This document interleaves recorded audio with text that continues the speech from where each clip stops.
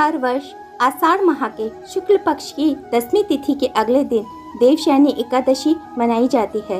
इस दिन एकादशी व्रत रख लक्ष्मी नारायण जी की पूजा की जाती है। इस दिन से भगवान विष्णु क्षीर सागर में विश्राम करने चले जाते हैं। वहीं कार्तिक माह के शुक्ल पक्ष की एकादशी तिथि को भगवान विष्णु जागृत होते हैं। सनातन धर्म में देवशयनी एकादशी तिथि का विशेष महत्व है। इस दिन जगत के नाथ भगवान विष्णु की पूजा की जाती है। साथ ही उनके निमित्त एकादशी व्रत रखा जाता है। इस दिन से जगत के पालनकर्ता भगवान विष्णु क्षीर सागर में विश्राम करने चले जाते हैं।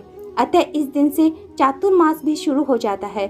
चातुर्मास के दौरान शुभ कार्य करने की मनाही होती है। इसके लिए देवशयनी एकादशी से लेकर देवउठनी एकादशी तिथि तक कोई भी मांगलिक कार्य नहीं किया जाता। हालांकि देवशयनी एकादशी की तिथि को लेकर साधकों के मन में असमंजस है। आइए देवशयनी एकादशी की सही तिथि एवं शुभ मुहूर्त के बारे में जानते हैं। वैदिक पंचांग के अनुसार आषाढ़ माह के शुक्ल पक्ष की एकादशी तिथि 16 जुलाई को शुरू होगी। इस दिन एकादशी तिथि संध्या काल 8:33 पर शुरू होगी। वहीं इस तिथि का समापन 17 जुलाई को शाम 9:02 पर होगा। सनातन धर्म में निशा काल के दौरान होने वाली पूजा अनुष्ठान को छोड़कर सभी व्रत त्योहार के लिए उदया तिथि से गणना की जाती है। इसके लिए देवशयनी एकादशी 17 जुलाई को मनाई जाएगी।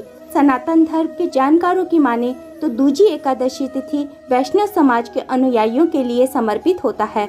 आसान शब्दों में कहें तो दूजी तिथि पर वैष्णव जन व्रत उपवास रखते हैं। हालांकि यह तिथि गणना पर निर्धारित होती है। देवशयनी एकादशी पर दूजी तिथि का योग नहीं बन रहा है। इसके लिए सामान्य जन और वैष्णव जन एक साथ ही देवशयनी एकादशी मनाएंगे। एकादशी व्रत के अगले दिन सूर्योदय के पश्चात पारण किया जाता है। ज्योतिषियों की माने तो द्वादशी तिथि से पूर्व पारण कर लेना चाहिए। द्वादशी तिथि पर पारण नहीं किया जाता है। अतः 18 जुलाई यानी गुरु प्रदोष व्रत तिथि पर सूर्योदय होने के बाद सुबह 5:35 से लेकर 8:20 मध्य व्रत खोल सकते हैं। इस दौरान स्नान ध्यान कर भगवान विष्णु की पूजा करें।